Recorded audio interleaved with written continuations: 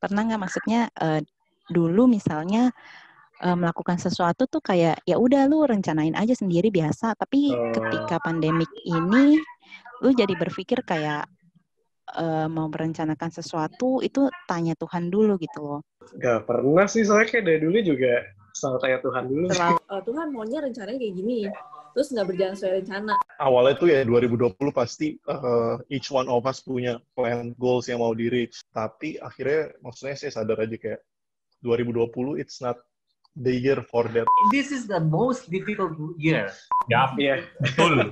It's more the year for me to realize what I have. Siapa teman-teman yang pas masih pandemi susah gini masih stick hal-hal apa aja yang ternyata saya punya. Oh ya udah, berarti kalau kayak gitu gue kayak ya udahlah, berarti rencana Tuhan lebih baik gitu.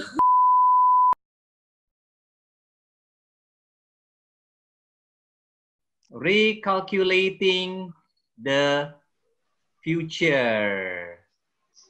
Recalculating the future. Kita berdoa dulu ya. Ya. Lord Jesus, we come to you. We thank you for the opportunity tonight, and we would like to learn. We are still young, and we would love to learn from you on how to plan our lives. Be present with us, Lord, and help all of us. And help your servant, a sinner, empower him, enable him to speak according to your will, to share the words of God, and to share his life. In Jesus' name we pray. Amen. Nanti in bahasa atau in English kita campur-campur ya. Karena bahannya semuanya in English ini. Oke. Ya. Ini kalian les Inggris gratis. Betul, betul. Ya. Buy one get two. Buy one get two. Ya. Oke. Kita ini bahan yang menarik. Bahan yang menarik sekali. Ayatnya cuma 5, tetapi saya akan mulai dengan ini yang diberikan oleh Priscil pada saya. There are times when the Lord changes our plans and or makes his plans very evident. The simplicity and beauty of knowing God's plan for a season in a believer's life depends on their seeing and then obeying his will. Ya, kita akan mulai dengan the background. Saya harap setiap nanti ini PowerPoint-nya boleh saya bagikan, ya. Saya email. Saya akan mulai dengan background. Paul's first missionary journey. Jadi Paulus itu bertobat dicatat di dalam Kisah Para Rasul 9. Ya, lalu dia sudah mulai melayani. Tidak lama setelah itu mulai melayani, dan di Kisah Para Rasul 13 dan 14 dia sudah mulai first missionary journey. Yuk kita buka yuk. Kita buka Acts 13 verse 2. Ini luar biasa. Ini kejadian yang luar biasa. Jadi di sini dikatakan in the church at Antioch there were prophets and teachers, Barnabas, Simeon called Niger, Lucius of Cyrene, Manaen, who had been brought up with Herod the Tetrarch, and Saul. While they were worshiping the Lord and fasting, the Holy Spirit said, "Set apart for me Barnabas and Saul for the work to which I have called them." Ini gereja yang luar biasa, gereja yang bertumbuh, pemimpinnya banyak, dan sekarang dapat 2 lagi. Ada Barnabas, ada Saul. Ya, Saulus. Tapi di situ justru Allah tidak ingin mereka diam di sana ngumpul. Set apart for me Barnabas and Saul for the work to which I have called them. Luar biasa ya. Nah, lalu dikatakan mereka pergi. Mereka pergi. The 2 of them, ayat 4, sent on their way by the Holy Spirit, went down to Cilicia and sailed from there to Cyprus dan sebagainya. Dan di situ ada ikut. Ada siapa yang ikut di situ? Coba kita lihat. Di situ ada ikut di ayat 5. Ada siapa? Tolong dibaca. Siapa yang pegang? John. ada John. Ya, ini John siapa? Ini tentu bukan John, Apostle John. Bukan Apostle John. Apostle John itu seumur dengan Paulus. Ini ada anak muda yang ikut sebagai helper. Siapa itu? John Mark. John Mark. Yohanes Markus. Ya, yaitu yang menulis kitab Markus. Waktu itu dia masih sangat muda dan ikut. Mari kita lihat Kisah Para Rasul 12 ayat 12. Waktu itu Petrus di penjara. Sudah di penjara, dia akhirnya didoakan dan dia bisa lepas. Ada malaikat yang melepas. Waktu dia sudah lepas, sudah keluar dari penjara, dia pikir, ke rumah siapa? Ke rumah siapa? Coba kita lihat. Ben Hart, ayat 12. Dan setelah berpikir sebentar, pergilah ia ke rumah Maria, ibu Yohanes yang disebut juga Markus. Iya, ya di situ orang-orang itu berdoa.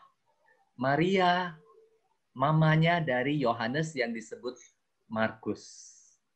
Jadi banyak penafsir yang mengatakan malam perjamuan terakhir ya itu diadakan di rumah Maria, mamanya dari Yohanes Markus. Nah, Yohanes Markus ada di situ. Dan dia ikut ketika Yesus pergi ke Bukit Zaitun berdoa, ya bukan melewati kebun anggur lalu ditangkap. Nah, itu Markus ada di situ. Markus yang akhirnya lari keluar, kain linennya dilepas dan dia lari dengan telanjang. Markus ada di sana. Ya. Ini penting untuk kita ketahui, ya. Lalu kita lanjutkan. Ayat 13 dari sini. Ya, saya bacakan. In Pamphylia, John Mark left them to return to Jerusalem. Rupanya Markus yang anak muda ini, Yohanes Markus, itu rindu kampung halaman. Ya, jadi kangen. Jadi dia pulang. Oke. Lalu, after the mission was accomplished, Barnabas and Paul returned to Antioch, and they stayed there a long time with the disciples. Ini yang disebut mission yang pertama. Kita lihat sekarang ada petanya. Ya, jadi dari Antioquia mereka pergi, yang warna biru ini, dia pergi ke Cyprus. Di situ ayat-ayatnya ada, Proconsul Sergius Paulus converted. Lalu mereka naik ke sini. Naik ya, warna sini. Terus Paul and Barnabas received great Jewish opposition to the gospel. Lalu mereka pergi. Paul and Barnabas flee to avoid being killed. Paul and Barnabas mistaken for gods. Paul stoned. Paulus itu dilempari batu di situ. Nah, perhatikan ada dua kota di sini. Ada Listra, ada Derbe. Ada Listra, ada Derbe.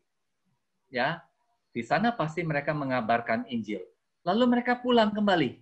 Pulang kembali, masuk ke Iconium, kembali ke ini, Atalia, dan akhirnya ke Antioquia. Dan di pasal 14 dikatakan mereka tinggal di sana cukup lama. Cukup lama kan di ayat 14 di pasal 14 yang terakhir itu dikatakan mereka tinggal di sana a long time with the disciples. Oke ya. Lalu kita masuk di pasal 15. Pasal 15 itu the council at Jerusalem. Ya, diadakan sebuah konsili begitu, sebuah pertemuan besar. Ini pertemuan persidangan sinode yang pertama. Itu ya, kita tidak membahas itu. Kita tidak membahas. Lalu sampai dikirim surat itu di ayat 22, the council's letter to Gentile believers. Ya. Lalu kita akan mulai di sini. Disagreement between Paul and Silas. Background ini harus kita ketahui. Ya, Irene, coba tolong baca. Sometime later, Paul said to Barnabas. Tetapi beberapa waktu kemudian berkatalah Paulus kepada Barnabas, "Baiklah kita kembali kepada saudara-saudara kita di setiap kota, di mana kita telah memberitakan firman Tuhan untuk melihat bagaimana keadaan mereka." Barnabas ingin membawa juga Yohanes yang disebut Markus. Tetapi Paulus dengan tegas berkata bahwa tidak baik membawa serta orang yang telah meninggalkan mereka di Pamfilia dan tidak mau turut bekerja bersama-sama dengan mereka. Hal itu menimbulkan perselisihan yang tajam, sehingga mereka berpisah dan Barnabas membawa Markus juga sertanya berlayar ke Siprus. Tetapi Paulus memilih Silas, dan sesudah diserahkan oleh saudara-saudara itu kepada kasih karunia Tuhan, berangkatlah ia mengelilingi Syria dan Kilikia sambil meneguhkan jemaat-jemaat di situ. Oke, thank you. Perhatikan di ayat 36. Ya, setelah beberapa lama, kan tadi di pasal 14 terakhir ya, setelah beberapa lama Paulus berkata kepada Barnabas, yuk kita balik lagi yuk ke kota-kota yang dulu yang kita kunjungi di misi pertama tadi. Di misi pertama yang ini. Ya, jadi harus benih yang sudah ditabur mesti dipupuk. Mesti dipupuk. Kalau enggak, tidak bisa. Enggak cukup. Kita tahu.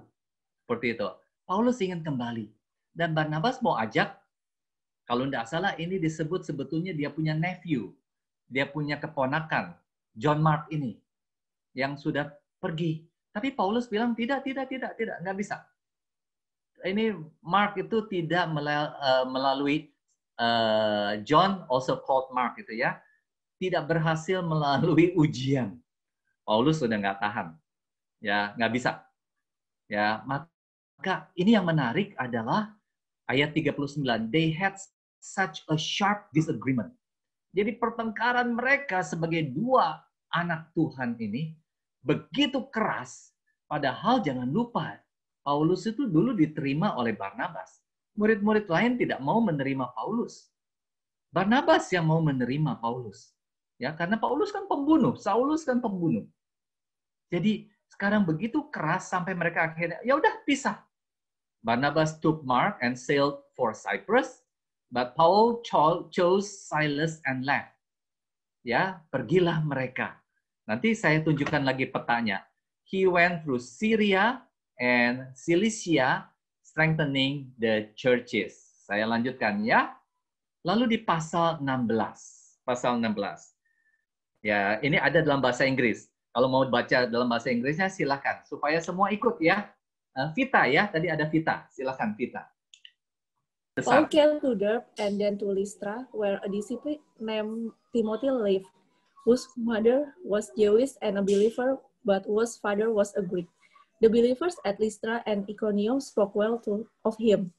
Paul wanted to take him along on the journey, so he circumcised him because of the Jews who lived in that area, for they all knew that his father was a Greek.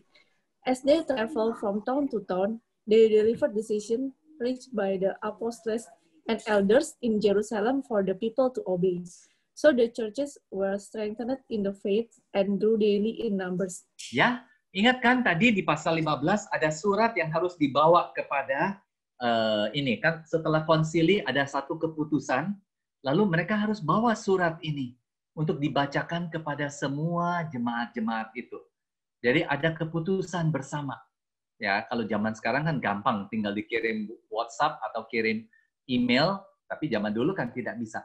Nah, yang menarik, di satu kota ada Derbe dan Lystra, itu ada seorang disciple. Nah, kalau kita kembali ke peta tadi, saya katakan ada Derbe, ada Lystra. Jadi, Paulus dalam perjalanan pertama, penginjilannya, sempat ke kota itu, dan ada seorang anak muda namanya Timothy yang menjadi orang percaya. Mamanya Jewish, papanya Greek, orang Yunani. Ya, jadi sudah ada hasil. Jadi ketika mereka kembali, mereka bertemu kembali dengan Timothy, dan Timothy karena kan akan melayani orang-orang Yahudi, ya Paulus ikut.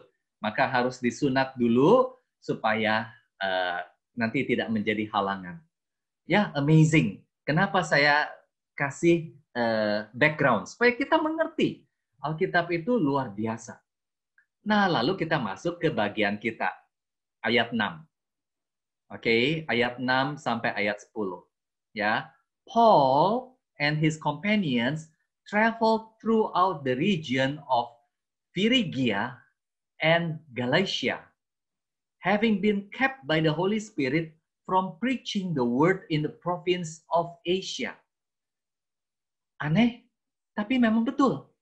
Aneh maksudnya, kok bisa sih Roh Kudus kok mencegah mereka untuk khotbah, untuk memberitakan Injil di Asia? Kok Roh Kudus bisa mencegah gitu?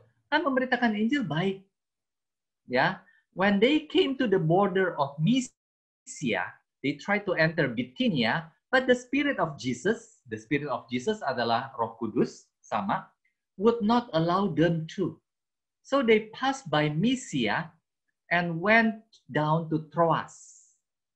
Ya, during the night, Paul had a vision of a man of Macedonia standing and begging him, "Come over to Macedonia and help us." After Paul had seen the vision, we got ready at once to leave Macedonia, concluding that God had called us to preach the gospel to them.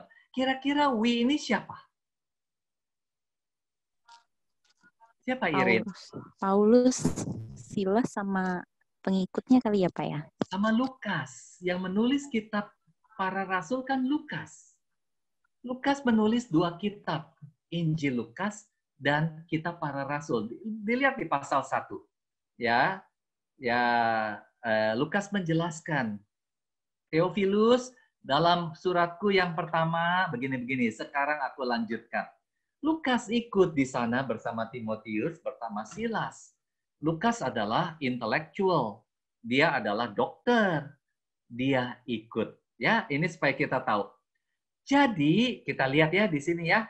Ladies and gentlemen, kita lihat ini petanya. Jadi dari Antiok, mereka pergi ke sini, ke Tarsus, ke Derbe, ke Listra, Iconium. Di sini ada penjelasan.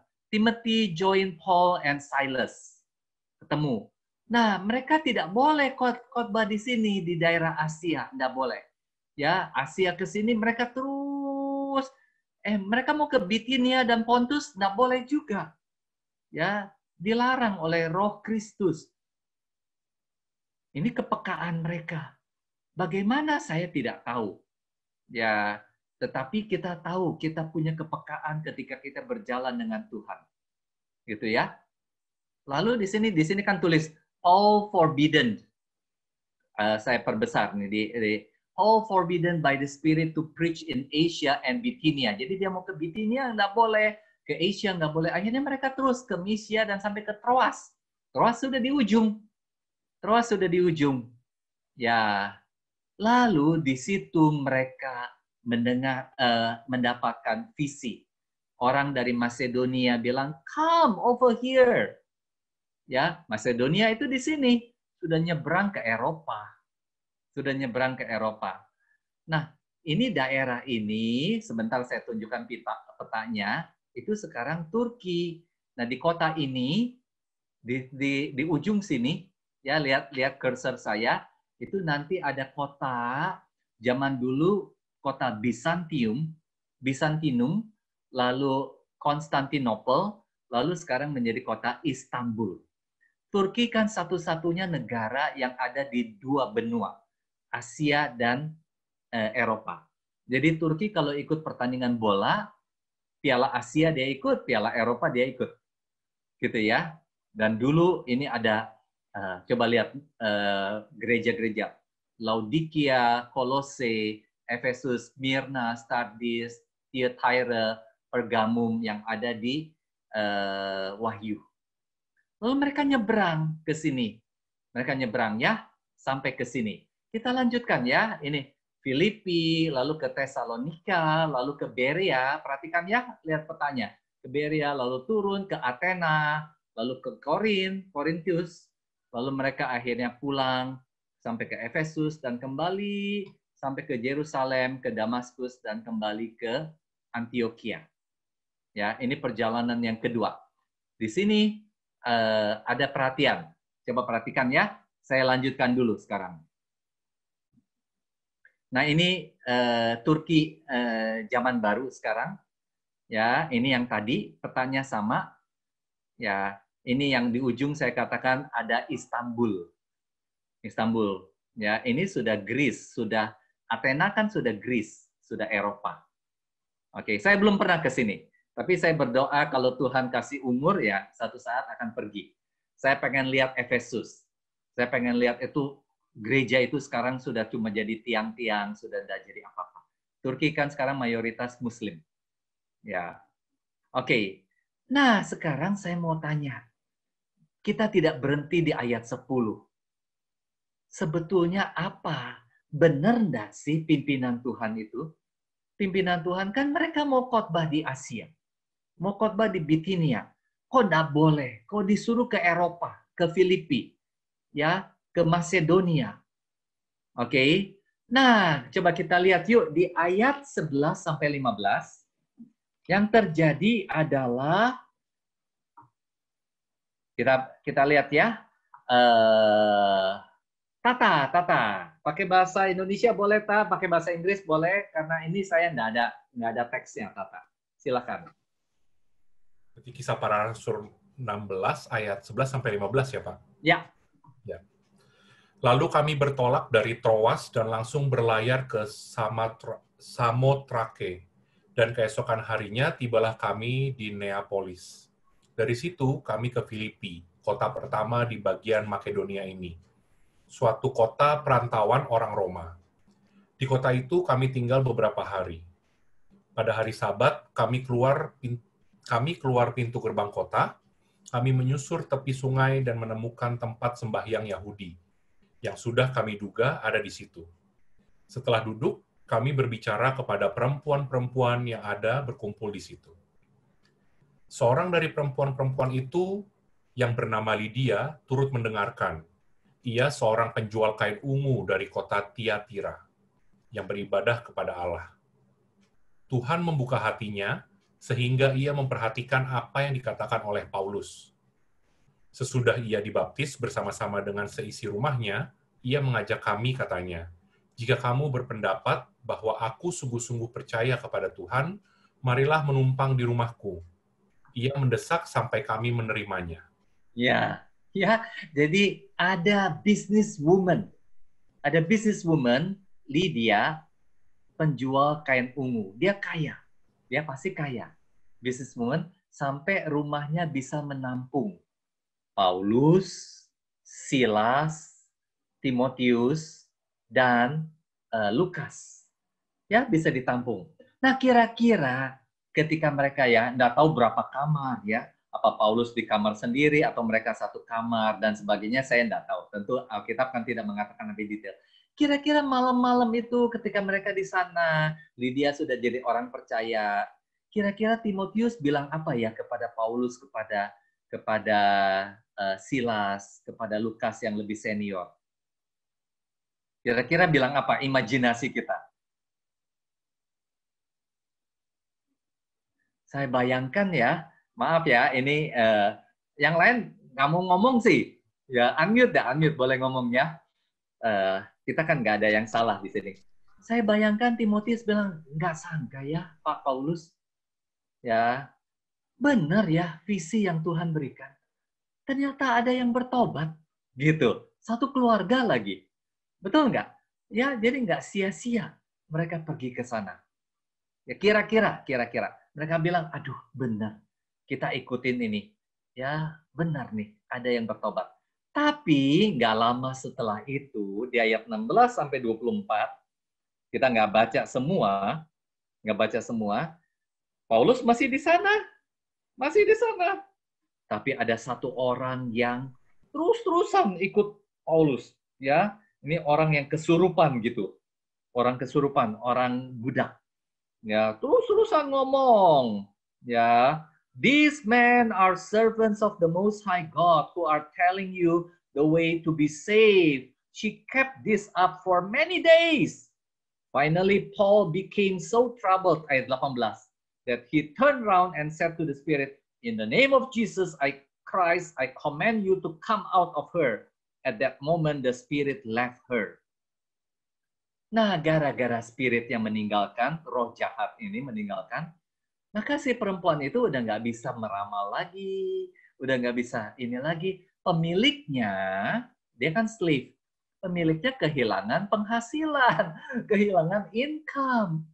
Gara-gara kehilangan income kan kita tahu, orang yang mendadak kehilangan income bisa marah. Sekarang di Indonesia sedang banyak terjadi juga. Ya, kehilangan income, marah. Akhirnya mereka, orang-orang ini, fitnah. Sehingga Paulus dan Silas dilempari batu, ya, stripped and beaten, nah, sampai dilempari batu ya, dan betul-betul dipecut, ya, severely flogged, and they were thrown into prison, and the jailer was commanded to guard them carefully. Upon receiving such order, ayat 24, he put them in the inner cell and fastened their feet in the stocks. Jadi kakinya dimasukkan, dipasung. Begitu dipasung, ya, kakinya dipasung, dan di bagian penjara yang dalam. Berarti di luarnya tuh sudah ada di pintu pertama, ada penjaga, di pintu kedua ada penjaga, pintu ketiga sebelum keluar penjara. Itu udah berlapis-lapis penjaganya. Ya, luar biasa. Nah, kira-kira di sini kita tidak tahu Lukas di mana, Timotius di mana, kita nggak tahu. Tapi cuma dikatakan yang di penjara Paulus dan Silas. Mungkin yang ini yang Lukas sama Timotius kan pencatat atau asisten saja. Ya, kira-kira mereka sekarang bilang, celaka lu Paul, lu salah kayaknya Paul, lu salah. Kok bisa lihat orang kayak gitu Paul? Ternyata kita baru satu keluarga bertobat, udah habis Paul. Kita udah hampir mati sekarang, udah nggak bisa apa-apa. Kira-kira mereka ngomong gitu nggak? Ternyata enggak. Ya, saya persingkat saja ya. Ternyata enggak. Di ayat 25, ini saya pertanyaan saya. After only one family converted, Paul and Silas were severely flogged. Is the vision correct? Ternyata di ayat 25, dia tidak. Di ayat 25, mereka bernyanyi memuji Tuhan. Nah, saya akan berhenti di sini sebentar. Has any of you ever had this kind of experience? How do we respond when bad things happen? Oke, kita lanjutkan. Ini pernah nggak kita mengalami, ternyata kayaknya kita salah nih. Saya ambil langkah yang salah. Kita punya experience mengatakan ini. Lalu bagaimana respon kita? Nah, tadi Vita mengatakan, God's plan is better. Ya, Vita ya? God's plan is better. Iya, Pak. Saya sudah berdoa, ternyata ini nggak jalan. Saya tahu sudah. Saya selalu melibatkan Tuhan dalam perencanaan saya. Bahwa ini akhirnya nggak jalan, ya sudah Tuhan izinkan. Hidup kita nggak selalu mulus kok. Hidup kita nggak selalu mulus. Ya, kadang-kadang kita serasa salah nih. Siapa yang merasa salah ambil jurusan sekolah? Ada nggak yang merasa salah ambil jurusan sekolah? Sekarang ya udah kadung. Kalau Tata kan lawyer ya. Tata lawyer ya. Marina lawyer juga? Enggak, Pak. Marina apa? Akuntansi. Akuntansi. Do you enjoy what you are doing? Senang nggak jadi akuntan? Nggak terlalu sih, Pak. Ya, ini saya kan orang tua, ya. Saya mengajar hidup, saya share hidup saya, gitu ya. Nanti di ujung ini kan saya share. Jadi ini bisa terjadi. Tapi herannya di ayat 25, Paulus tidak bernyanyi yang beginilah nasibku dan sebagainya. Mereka berdoa dan bernyanyi kepada Tuhan. Ya, menyanyi puji-pujian. Begitu keras, padahal dipasung loh. Baru dipukulin, severely flogged. Kalau severely flogged itu sudah dipecut, itu mereka itu sedang sakitnya setengah mati. Seharusnya diinfus. Mereka harus istirahat total, minum ginseng mungkin, supaya memulihkan tenaga. Ini nggak sempat. Dan Paulus tuh badannya kecil. Yang namanya Paulus tuh kecil. Paulin itu artinya kecil. Paulus tuh kecil. Ya, kakinya juga bengkok. Ini menurut sejarah. Itu kakinya bengkok. Paulus itu kecil badannya. Ya, ngeri sekali. Tapi mereka berdoa. Dan coba kita lihat. Kita nggak sempat melihat ya. Ayat 26 sampai 34, miracle happen. Betul-betul mereka dilepaskan. Nanti kalian baca. Ya, mereka dilepaskan dari itu sampai si kepala penjara mau membunuh diri. Karena ini kok bisa lepas? Ya, pintu-pintu terbuka. Tapi Paulus bilang, jangan bunuh diri. Kami ada di sini. Kami di dalam kok. Memang ada gempa bumi. Ya, semuanya bisa jadi lepas. Gempa bumi setempat waktu itu. Tapi kami nggak lari kok. Sampai the jailer itu bilang, what must we do? What must I do to be safe? Believe in Jesus, ya, and ini apa namanya? You and your household will be safe. Itu luar biasa. Kisah Para Rasul 16 ayat 31 kalau nggak salah. Dan mereka Paulus dibawa ke sana, diobatin, dan bersama Silas, dan mereka semua minta diri untuk dibaptis. Amazing. Nah, lalu mereka akhirnya dilepas. Sudah lepas, mereka kemana? Mereka kemana? Coba ayat 40. Widyarti, tolong baca Widyarti. Kalau nggak Tata aja deh, supaya waktunya dihemat. Tata, ayat 40. Ayat 40, lalu mereka meninggalkan penjara itu dan pergi ke rumah Lydia. Dan setelah bertemu dengan saudara-saudara di situ dan menghiburkan mereka, berangkatlah kedua rasul itu. Ya, jadi mereka pergi kemana? Mereka kan nggak kenal siapa-siapa di situ. Akhirnya ke rumah Lydia dan menguatkan. Met with the brothers and encourage them. Memang ikut Tuhan nggak gampang. Ya, kalian bisa melihat, Lydia kan jadi orang percaya yang baru. A new convert istilahnya. Begitulah ikut Tuhan. Tapi kalian bertahan. Ya, lalu mereka pergi. Nah, saya lanjutkan di pasal 17. Ya, di pasal 17 di Tesalonika. Saya enggak kalian nanti bisa baca. Di Tesalonika orang-orang itu nggak mau dengar. Nggak mau dengar firman Tuhan. Secara umum orang-orang Yahudinya itu menentang. Lalu mereka ke Berea. Ya, di ayat 10 sampai 15 mereka ke Berea. Waktu mereka ke Berea, dikatakan di situ di ayat 11-12, orang Berea itu lebih baik dari orang Tesalonika. Mereka mau mendengar dan lebih responsif. Mereka minta gitu. Ya, tapi di ayat 13, orang Tesalonika dengar di Berea, Paulus juga mengabarkan Injil, mereka nggak mau. Mereka datang dan kacauin juga. Ya, apa yang saya simpulkan di sini? No comfort zones, force them to keep moving.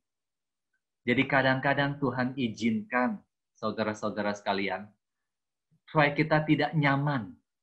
Tidak nyaman. Waktunya untuk kalian harus pindah.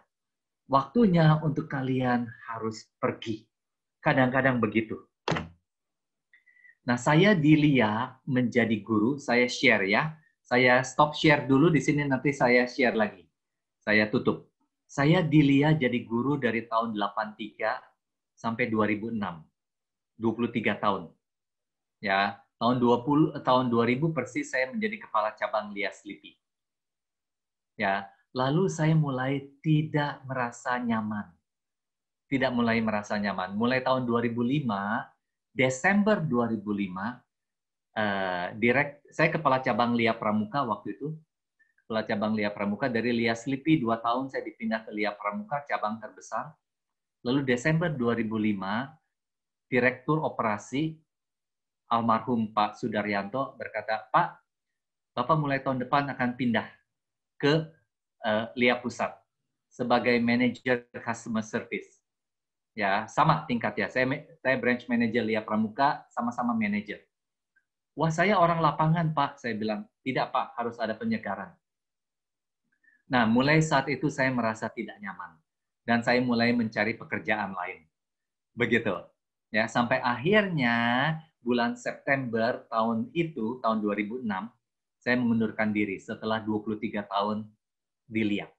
Dari 83, saya lahir tahun 60, dari umur 23 sampai umur 46.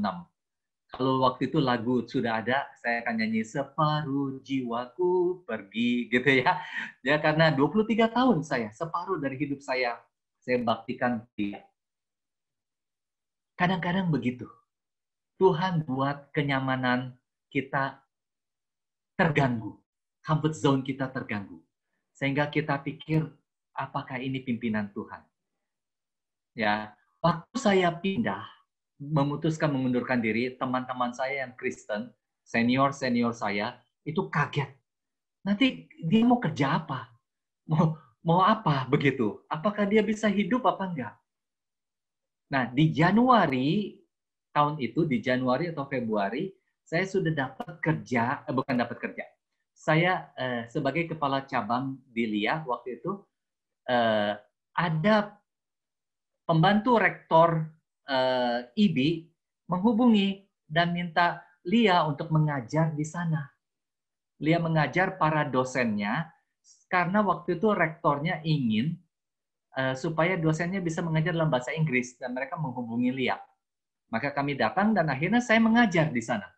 Saya mengajar Freddy Rangkuti, kalau ada yang kenal itu penulis buku, dan beberapa doktor ya saya ajar untuk supaya mereka bisa mengajar dalam bahasa Inggris. Tiba-tiba di bulan Agustus, kalau tidak salah, di bulan Agustus, pembantu rektor 2, pembantu rektor 1, Pak, sekarang saya sudah lupa namanya, Pak, kami mengundang Bapak mengajar di IB, mengajar mahasiswanya. Saya sudah dipindah menjadi manajer di LIA Pusat. Tapi sebetulnya saya enggak gitu senang pekerjaan itu. Saya orang lapangan, saya bilang. Maka begitu dia bilang, tapi part-time, Pak, bukan full-time. Ya sudah. Berapa dibayar? Sekian. Oke. Maka saya memutuskan untuk mengundurkan diri. Dan saya jadi dosen di IB. Dosen honorer. Ya, apakah gampang? Tidak. Sebagai manajer, saya dapat mobil, dijemput. Gitu ya. Saya dapat mobil, dijemput, saya tidak usah mikirkan tempat parkir. Sebagai dosen honorer, kita rebutan sama mahasiswa, cari tempat parkir. Ya, setengah mati. Sebagai manajer, saya punya ruangan. Ya, ruangan saya di LIA Pramuka itu bekas direktur LIA. Sehingga di dalam ada kamar mandi, saya taruh gitar saya di sana. Ya, meja saya besar sekali. Sekarang di IB sebagai dosen honorer, meja juga nggak dapat. Ya, jadi saya lebih senang dari kelas ke kelas lalu pulang. Begitu. Ya, tapi itulah keputusan yang diambil. Okay, sometimes God will lead you through uncertainties. Ya, tinggalkan comfort zone-mu. Cici-cici saya, dalam tanda petik ya, kakak-kakak saya, ini mereka tahu nama depan saya, Haryanto. Si Haryanto berhenti loh, mau ngapain dia? Mereka pada kaget. Mereka nggak sangka akhirnya saya survive. Ya, gitu. Nah, di tahun 2006 itu juga, setelah saya berhenti, saya dikunjungi oleh pendeta Dr. Daniel Lukas, Rektor Saat. Memang teman saya dari tahun 84, dan istrinya Lina bilang, Rick, share berhenti dari LIA supaya bisa melayani lebih banyak ya. Terus saya baru iya ya. Sekarang saya bisa buka kelas untuk pendeta, bisa mengajar di kelas-kelas pendeta, dan lebih luas. Sampai 2009 saya bisa pergi ke Hagai 1 bulan, ya ikut training Hagai International di Singapura. Kalau sebagai full-timer LIA nggak bisa. Ya, jadi ketika saya ditawari menjadi full-time, salah satu direktur di sekolah Kristen, saya nggak sebut namanya, saya bilang saya nggak mau. Saya seperti burung yang sudah lepas dari sangkarnya, tadinya terikat, sekarang bebas, masa mau kembali lagi masuk sangkar? Saya ingin jadi freelancer saja. Ya, maka saya bisa mengajar lebih banyak. Nah, kadang-kadang seperti itu ya, saudara. Ini sharing hidup. Ya, saya lanjutkan ya. Saya lanjutkan sebentar lagi. No comfort zones force them to keep moving. Jadi paksa. Akhirnya mereka pergi. Mereka pergi sampai ke Athena, dan di Athena itu mereka luar biasa. Athena tuh sudah Greece, sudah Yunani. Di Athena ini orang Athena tuh males luar biasa. Mereka kan thinkers. Coba kita lihat ayat 21. Ngapain laki-lakinya tuh ngapain kerjanya? Coba lihat ayat 21 dari Kisah Para Rasul 17. All the Athenians and the foreigners who live there spend their time doing nothing but talking about and listening to the latest ideas. Gila nggak? Mereka tuh anaknya berdebat aja, pikiran-pikiran mereka aja. Ya. Dan di sana Paulus mulai berbicara. Man of Athens, di Areopagus. Ya. Nah, kalau kalian sempat, kalau kalian senang, ada khotbah dari pendeta David Tong ketika diadakan barusan ini di bulan Oktober, pendeta Stephen Tong mengadakan apa? Conference besar yang dihadiri 30.000 orang online ya dalam rangka Hari Reformasi sebelumnya, dan David Tong itu khotbahnya dari sini, Kisah Para Rasul 17. Kita lanjutkan. Di ayat 34, ya, di Athena juga banyak yang bertobat. Di Athena. Terus, di pasal 18, mereka pergi ke Korintus, mereka kabarkan Injil, lalu di ayat 9-11, kembali mereka mendapat visi. Mereka dapat visi lagi. Oke? Mereka dapat visi, lalu di ayat 18 mereka ketemu dengan Priscilla, Stefani. Ya, mereka ketemu dengan Priscilla dan Aquila. Lalu mereka kembali ke Antioquia. Perjalanannya. Nah, ini petanya. Ya, petanya tadi sudah ya. Sebelum itu saya putar video. Bisa kelihatan nggak videonya? Kelihatan, Pak. Ya. Ini.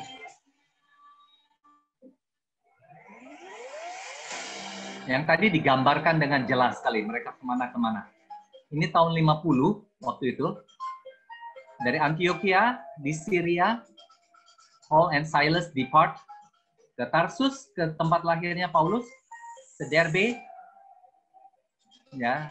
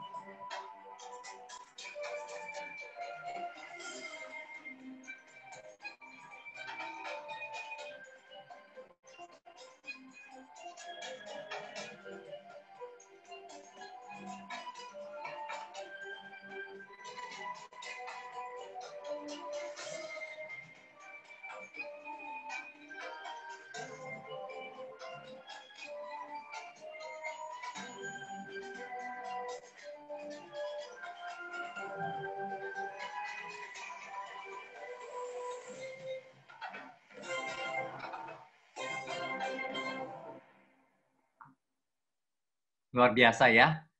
Jadi mereka di ayat 11, pasal 18 ayat 11 itu mereka tinggal di Korintus selama 1,5 tahun, dan di situ ditulislah surat kepada kepada Tesalonika, 1 Tesalonika dan 2 Tesalonika. Kita masuk ke bagian terakhir. Ini yang Priscilla tulis, saya setuju. Ya, kita lihat yuk. Obedience is not always going. Sometimes it is not going. The Spirit of God had something else in mind. We are told that the Holy Spirit forbade Paul to preach the word down in Asia. Dilarang. It is important to hear the voice of the Lord from whomever He speaks through. It was the sight of a man from Macedonia yang kita tidak tahu siapa, ya kita tidak tahu, tapi tidak juga diceritakan dalam Alkitab begitu sampai di Macedonia. Paulus bilang, siapa yang tadi datang ke mimpi gua ya? Nggak ada. Paulus nggak cari-cari. Dia tahu itu pimpinan Tuhan. Another aspect of knowing God's plan is the unity it brings among the participants, and then the accord in working His plan. Jadi waktu di-sharekan visinya, ada kesepakatan. We decided to go. Ya, we decided to go, bukan sendirian. Lalu yang terakhir, also of note is the understanding that a believer cannot yoke personal safety and personally define success with knowing God's plan. Jadi kadang-kadang hidup kita jadi nggak gampang gara-gara ikut pimpinan Tuhan. Siapa bilang ikut pimpinan Tuhan pasti selalu beres? Stefanus tuh mati muda kok. Petrus sekali khotbah 3.000 orang bertobat. Stefanus sekali khotbah 3.000 batu mampir ke dia dan dia mati. Ya, tidak gampang. Jim Elliot mati di usia muda. Henry Martin mati di usia 31. Tapi setelah mereka menanam benih. Ya, luar biasa ketaatan itu. Sekarang saya tutup dengan testimoni hidup saya sendiri. Ya, saya tahun 60 sampai 72 di Bandung. Saya bukan dari keluarga Kristen, saya belajar Yesus di sekolah Kristen. Lalu 72 move to Jakarta. Lalu tahun 75, sekalipun saya bukan orang Kristen, tapi ada teman yang ngajak yang tinggal dekat sana ikut refreshing course. Dulu disebutnya bukan retret, tapi refreshing course, RC, dari GKI Perniagaan. Nah, di situ saya kenal lebih banyak firman Tuhan. Ya, tahun 76 saya dibaptis, bukan dari keluarga Kristen, tapi mama saya mengizinkan, papa saya mengizinkan. Tahun 79 saya selesai SMA dan merasakan memang panggilan Tuhan, karena dalam KKR saya pernah menyerahkan diri untuk jadi hamba Tuhan. Ya, tapi saya tidak berani karena papa mama bukan orang percaya. Ya, lalu saya kuliah di UKI, tapi saya juga mulai khotbah. Tanggal 29 Desember 79 saya mulai khotbah, renungan singkat. Oke. Lalu tahun 80 saya mulai belajar di LIA. Lalu tahun 81 saya drop out dari UKI. Saya ambil salah jurusan, architecture. Oke. Long story short, tahun 83 saya menjadi guru di LIA Sleepy. Lalu tahun 91 Pendeta Yakub Susabda ketika STT Reform Injili Indonesia dulu baru mulai mengutus, waktu itu belum pendeta, Joshua Lee Chaupa datang ke rumah saya untuk meminta saya mengajar di STT RII, sekarang STT RI. Ya, tahun 2000 saya menjadi branch manager di LIA. Tahun 2003 baru saya kuliah lagi, dari tahun 2000 mendapat bachelor's degree in economics. Tahun 2013, atas undangan Daniel Lucas, saya kuliah lagi dan dapat MMin. MMin ada yang tahu apa? Ada yang tahu? Nggak tahu, Pak. MMin itu gelar master yang paling rendah. Master of Ministry. Tapi kalau orang tanya, saya bilang Master of Minder. Ya, saya nggak mau jadi MTH. MTH itu lebih tinggi, Master of Tinggi Hati. MTH ya, saya biar aja jadi Master of Minder. Saya sudah umur 60 sekarang. Nah, tahun 91 sampai sekarang saya mengajar di beberapa sekolah teologi. STTRI, STTRII, ya. Sekarang RII yang sekarang ini Sekolah Tinggi Teologi Reform Injili Internasional. Jadi sudah pecah ini antara STTRI yang dulu Pak Yakub dengan Pak Stephen Tong, pecah, pisah, dan yang Pak Yakub sekarang namanya STTRI, rektornya Pak Yuso, dan STTRI yang di Kemayoran, di Reform itu, dekat tempatnya David Tong Calvin Institute. Saya mengajar juga di Sekolah Penginjilan Reform Injil Indonesia, di Sunter, saya mengajar di STT Jakarta, dan saya mengajar di Setia Aras Tamar. Kesimpulan hidup saya apa? I thought I was called to be a pastor, but it turned out that God called me to be the teacher of pastors. Saya kira saya dipanggil untuk menjadi pendeta. Ternyata akhirnya saya dipanggil jadi gurunya pendeta. Bukan jadi pendeta. Jadi gurunya pendeta. Banyak pendeta jadi murid saya. Nah, inilah ketidaknyamanan. Recalculating your future. Kalian masih muda. Ya, mungkin ada yang sudah umur 30. Ya, tapi tadi dikatakan Gerrit paling muda ya, 23 ya. Ya, 23, you are still very young. I'm 37. Iya, Pak.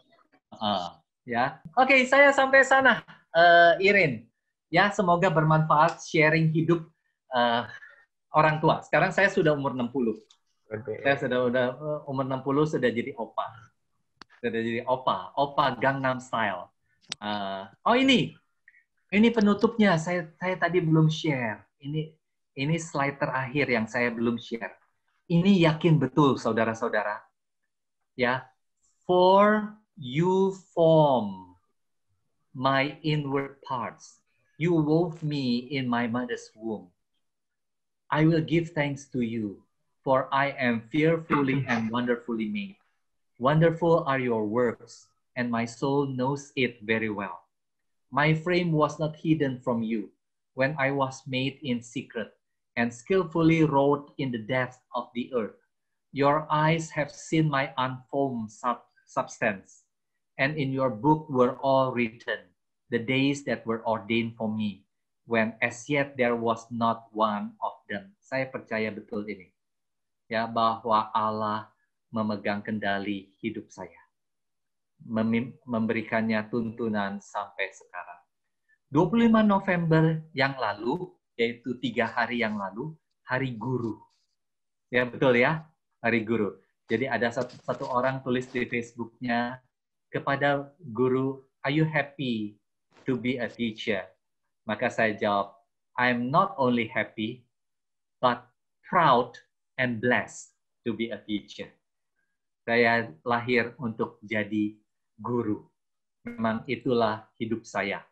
Saya lahir untuk jadi guru. Oke, thank you Pak Richard atas sharingnya yang sangat menginspirasi.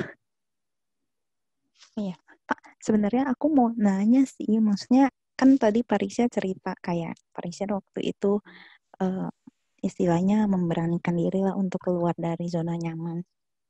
Sebenarnya kalau kayak tadi di Alkitab kan kayak istilahnya Paulus, Silas itu kan dikasih penglihatan yang jelas gitu kan. Maksudnya nih mimpi nih lu mesti ke Makedonia gitu misalnya, atau mimpi nih mesti kemana gitu. Kan itu kadang aku mikir itu akan lebih mudah sih bagi orang untuk meyakinkan diri dia ambil jalan itu gitu. Nah sebenarnya apa sih Pak Richard yang meng-encourage Pak Richard gitu, maksudnya buat memberanikan diri untuk mengambil jalan di luar zona nyaman gitu, karena kayak aku sekarang juga sering memikirkan hal itu gitu, ketika dikasih pilihan ya istilahnya jadi bingung gitu, apa mau ngikutin suara hati atau ini suara hati apa suara Tuhan sih, kadang suka mikir kayak gitu sih. Sekarang kalau mau ambil jalan di luar zona nyaman tuh kayak takut nanti nyesel gitu, misalnya ternyata nggak bisa improve dengan baik di situ gitu. Oke, saya share ya. Tentu itu kan pergumulan lama. Jadi dari Desember 2005, ketika 28 Desember wakil direktur atau direktur bidang operasi itu bilang saya akan dipindah. Saya mulai cerita sama istri. Desember itu tanggal 29 kalau saya nggak salah kami ke Carita, ke Anyer. Itu saya nggak nikmat di Carita karena mikirin terus begitu ya. Mikirin ini. Bergumul akhirnya itu, dan mulai pikir-pikir, lalu mesti perhitungkan kira-kira kalau ini penghasilan saya dari Lia sekian, lalu saya bisa dapat penghasilan berapa ya, karena kan saya punya anak 2. Waktu itu anak saya 1 mahasiswa, 1 masih SMA. Begitu. Istri saya memang bekerja full time Ya, tapi she was not the main breadwinner, gitu. Ya, lalu saya mulai mencari pekerjaan lain dan mengajar begitu ya di IB sih atas tugas Lia, begitu. Sampai akhirnya semacam ada konfirmasi. Ya, setelah itu ada konfirmasi ketika IB menawarkan saya pekerjaan walaupun part-time.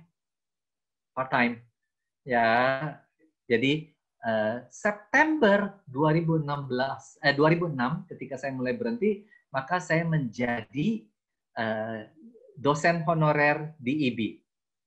Gitu ya. Dan wah, penghasilannya lumayan. Semester pertama itu semester ganjil. Tahu nggak, semester genapnya I didn't get a class.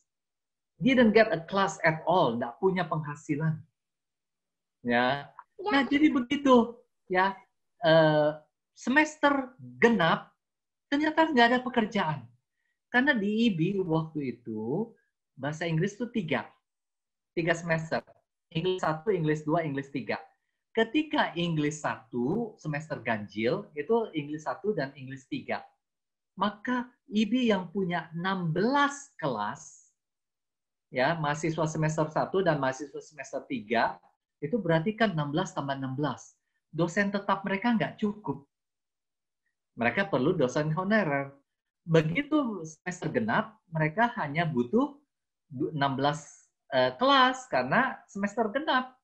Ya, English 2, English 1 tidak ada, English 3 tidak ada. Maka dosen honorer tidak dapat kelas.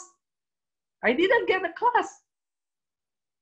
Tapi tetap bersyukur, 1 minggu, 2 minggu sebelum saya tahu bahwa I didn't get a class, ada permintaan dari gereja Basilea yang, gereja di Gading Serpong yang besar itu, GBI Basilea, yang kebakaran beberapa waktu yang lalu.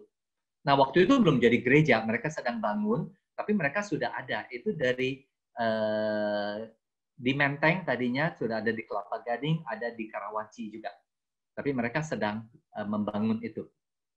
Saya ngajar, ya, jadi tetap. Ya, dan murid-murid private saya bisa ngajar lebih banyak.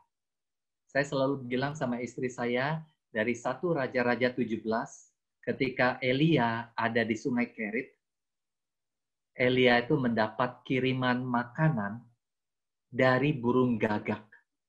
Roti dan daging dari burung gagak. Coba ajaib enggak? Ini special delivery.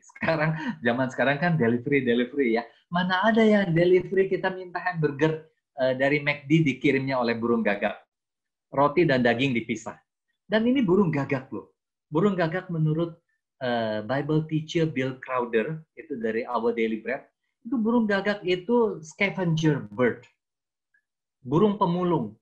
Jangankan daging, bangkai tikus juga dimakan. Tapi ini Tuhan bisa perintahkan bawa roti sama bawa daging dan mereka tidak makan. Mereka nggak boleh makan. Mereka khusus untuk kasih makan sama Elia. Airnya dari mana? Itu kan waktu itu sudah nggak ada hujan 3,5 tahun.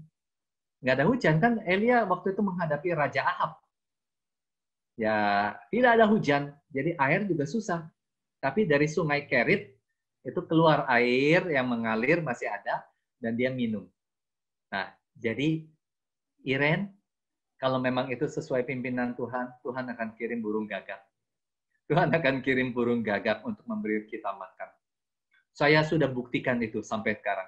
Sampai anak saya sudah sekolah selesai, sudah menikah. Anak saya yang kedua, Debbie, sudah ke London, dapat beasiswa dan sekarang ada di London. Begitu ya. Sampai hari ini saya selalu bilang sama istri saya, Tuhan kirim burung gagak. Baru tadi, ya, murid yang akan kuliah di London, kemarin udah say goodbye sama saya, terus tadi WA saya, Sir, I think I still need to learn English. But you are going to London. Yeah, when I'm in London, I'm still learning. Kan kelas saya malam. Kelas saya malam di sana, kan di sini kan tengah malam. Jadi ketika di sana jam 11-an, di sini jam 6 sore. Maka saya bisa ngajar. Sir, tetap mau ngajar. Tadi sore saya jalan bersama istri saya, Tuhan kirim burung gagak lagi tuh untuk beri kita makan, ya, untuk beri kita makan. Tuhan kirim burung gagak, pasti ada, pasti ada. Kalau sesuai dengan jalan Tuhan pasti ada, ya, gitu. Tapi pergumulan Irin jangan langsung diambil kesimpulan ya. Kalau zaman sekarang lagi pandemik, jangan ambil perubahan yang terlalu drastis.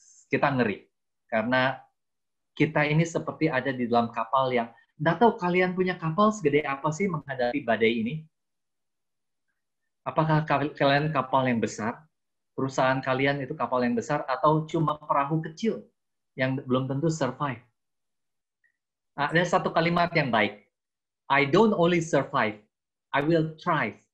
Ya, bukan hanya survive, I will thrive. I will grow. Justru masa pandemik ini I will grow. Kesempatan yang baik untuk maju.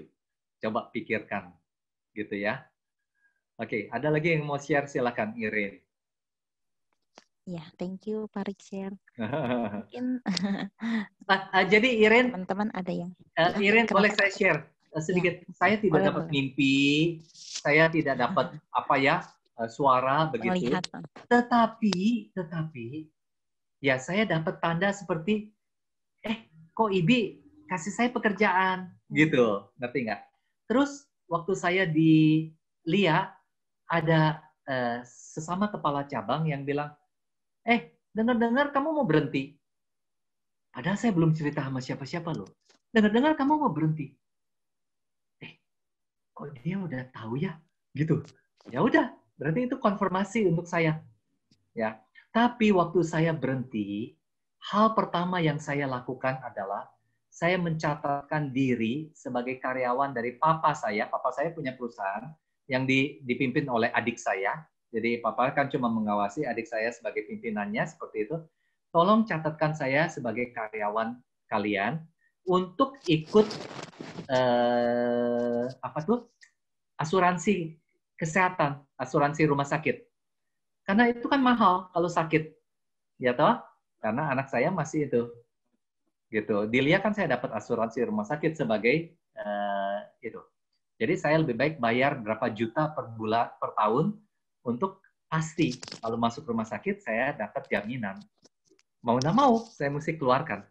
Kalau nggak, kalau saya sakit, anak saya nggak bisa selesai sekolah, bagaimana? Gitu ya. Harus peka juga ya Pak ya. Ya, betul. Oke, thank you banget ya Pak Richard untuk sharingnya hari ini. Mungkin YSN-nya kita boleh akhirnya sampai sini. Pak Richard boleh minta bantuannya untuk tutup dalam doa? Mari kita berdoa. Bapa dalam surga, kami bersyukur di tengah segala keterbatasan, kami boleh bertemu dan saling menguatkan.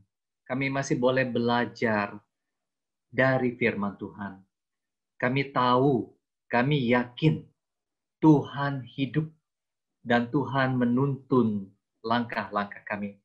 Memang kami tidak tahu akan hari esok, tapi karena Tuhan memimpin, Tuhan ada di dalam perahu kecil kami, maka kami akan selamat sampai di tujuan. Tuhan, kami berdoa, kami menyerahkan hidup kami, rencana-rencana kami, keinginan-keinginan kami, ambisi-ambisi kami, yang dikuduskan oleh Tuhan. Kami serahkan ke dalam tangan Tuhan. Yang tidak baik, hal yang tidak benar, Tuhan tutup. Tuhan batalkan. Tapi yang benar, biar Tuhan kobarkan, Tuhan bukakan jalan. Setiap orang yang ikut dalam persekutuan malam ini, untuk Ben Hart, Pita, Davin, Melvin, Priscilla, Tata, Marina, Irene, Yan, dan Gerits, Tuhan jaga, Tuhan berkati, termasuk Windy, Tuhan jaga, Tuhan berkati, Tuhan tuntun, supaya mereka menjalankan rencana kekekalan Tuhan dalam hidup mereka. Tuhan pimpin, sampai mereka bisa menyelesaikan semua tugas dengan baik. Dengar doa kami Tuhan. Dalam nama Yesus kami berdoa. Amin.